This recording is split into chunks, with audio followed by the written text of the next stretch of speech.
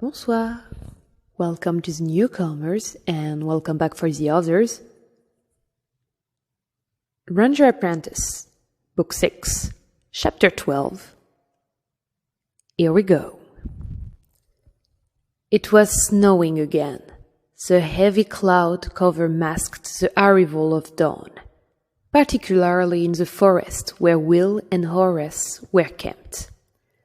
Consequently, there was no moment when Will knew the sun had risen, just as gradual brightening in the dull grey light that covered the countryside. Without noticing the transition from dark to light, Will realized he could see his hand clearly when he held it up, where a few minutes previously he had been conscious only of a dark blur. Their little camp, consisting of a low two-man tent and a canvas shelter strung between two trees, was in a clearing they had hacked out, 20 meters to the side of the track that led towards the border with Picta. They were far enough from the track to remain unseen by anyone passing by, close enough to hear if anyone did. 2 days had passed since Will had read Alice's message. The two companions had decided to keep watch over the track, in order to intercept and observe the mysterious Scotty general whenever he arrived. Once they knew the side of his party, they could organize an ambush for his return trip. In addition to their observation post, Malcolm had placed a screen of observers in the woods, keeping watch over the trails and paths that led down from the mountains that bared the way into Picta. His people were used to seeing without being seen, he told them. Their safety had depended for years on their ability to remain hidden. In the tent, Will heard Horace stir. Then the warrior's face, tangle-haired and bleary eyes, appeared at the small triangular entrance. Will was sitting on his heels under the canvas shelter. "Morning," Horace said grumpily. Will nodded, saying nothing. Horace crawled out through the tent entrance. He reflected that it was impossible to exit from a small tent like this without ending up with 2 wet patches on the knees. He stood stiffly, stretching himself and groaning slightly. "Any sign of them yet?"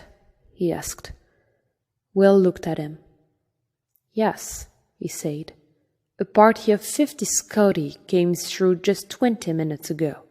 "Really?" Horace looked startled. He wasn't fully awake yet. Will rolled his eyes to heaven. "Oh, my word, yes," he said. "They were riding on oxen and playing bagpipes and drums." "Of course not," he went on. "If they had come past, I would have woken you, if only to stop your snoring."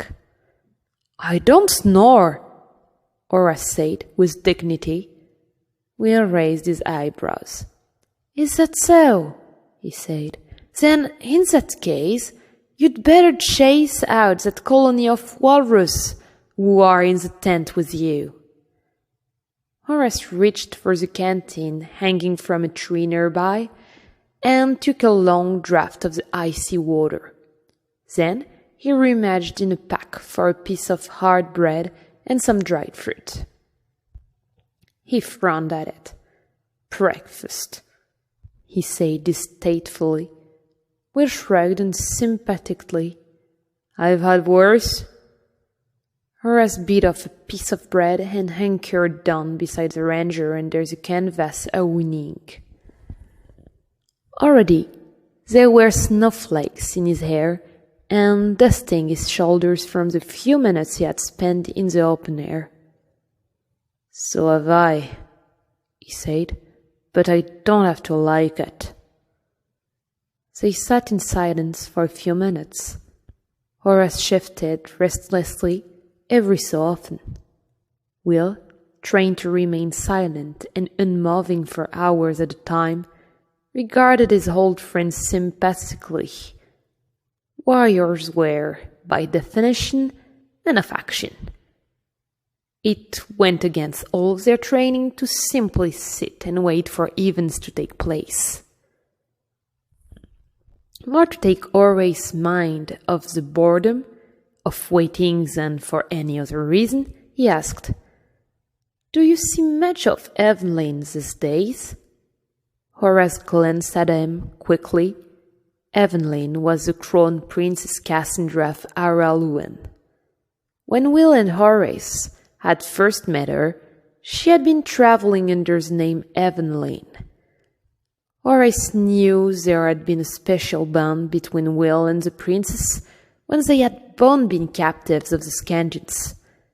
He wondered how strong that bond was these days. It was the first time Will had mentioned her since Horace had arrived. Not surprising, really, he thought. They'd had little opportunity to discuss personal matters since he'd arrived in the Fifth. The recruiting of the Scandians, Alice's signal, and now the imminent arrival of the mysterious Cody General had taken up most of their attention. "I see her from time to time," he said briefly. Will nodded, giving nothing away. "Unavoidable, I suppose," he said. "After all, you are based at the castle. I suppose you'd bumped into her occasionally, wouldn't you?" "Well, a little more than occasionally," Horace said carefully. In fact, he and the princess saw a good deal of each other socially. But he wasn't sure that he wanted to go into that with Will. In the past, he had sensed a slight tension between himself and his friends when it came to Evelyn, and he didn't want to recreate it now.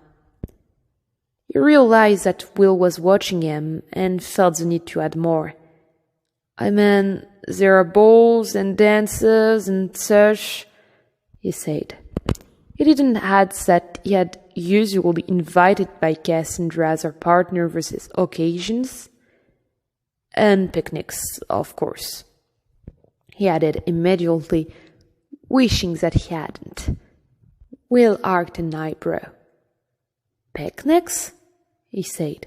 "How lovely! Sounds like life is one big picnic at the castle these days."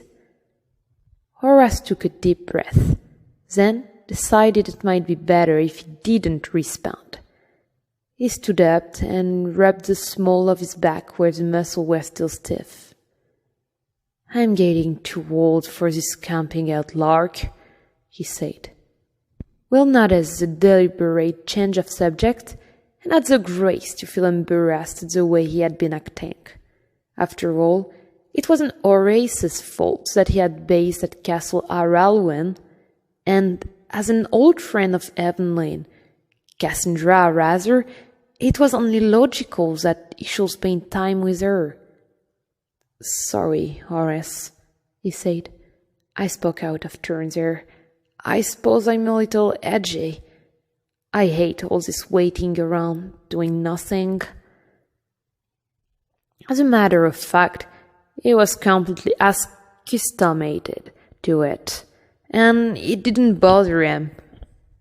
Horace looked at him, recognizing the gambit as a peace gesture. His face lit up with that easy grin of his, and Will knew that the awkward moment has passed. And, of course, it was at that instant that Malcolm's man, Ambrose, slipped into the clearing, calling to them in a hoarse whisper, "Ranger, Sir Horace, Scotty are coming!" There were 9 of them all told, General MacHaddish and 8 warriors forming his escort. MacHaddish marched at the head of the small column. He was a muscular man, but quite Scotty. Few Scotty were tall. His head was shaven, apart from one long, tightly plaited pigtail that hung down on the left side of his crown. He was wrapped in a coarse woolen tartan upper garment that was nothing more than an elongated blanket. It wound around his shoulders and torso, leaving his arms bare, even in this freezing cold weather. He wore a long kilt on the same material and sheepskin boots. A two-handed broadsword was slung at his back, its massive hilt protruding above his head. The left side of his face was painted in 6 stripes of blue, marking him as a general of the second, or lower, rank. On his right cheek and his bare arm, darker toned tattoos were etched permanently into the skin. In his left hand, he carried a small iron-studded shield, a little bigger than a dinner plate. His men were similarly dressed, in the same dull red and blue check tartan, but the paint on their faces extended around the eyes only, forming a blue mask on each of them and marking them as common soldiers. One or two more swords, although none as large as the general broadswords. Most of them carried clubs, heavy affairs studded with spikes, and the same small round shields. In each boot top, Will could make out the hilt of a long dirk for fighting at closest quarters. The ranger stood, unmoving and wrapped in his cloak, less than 2 meters from the edge of the truck, as the 9 men moved past him at a steady jog. Horace, some 5 meters farther back in the trees, marveled at the way his friend could merge so successfully into the background as to become virtually invisible. Even Horace, who knew exactly where Will was standing, found it hard to pick him out. The ability to get so close to a potential enemy was a real benefit, Horace thought. One could observe so much more detail at that distance. The shuffling crunch of the Scotty's boot in the sickening snow died away as a small column rounded a bend in the track. Horace watched the last trace of dull red tartan fade among the trees, then stepped forward to where Will was waiting. "What now?" he asked. The ranger glanced at him. "We'll follow at a distance. Make sure they've gone to Mackendall.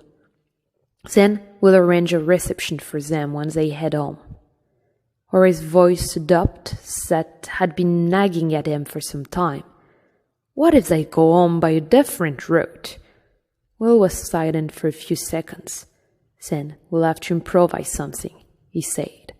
Then added with a flash of annoyance, "For God's sake, stop trying to make me worry."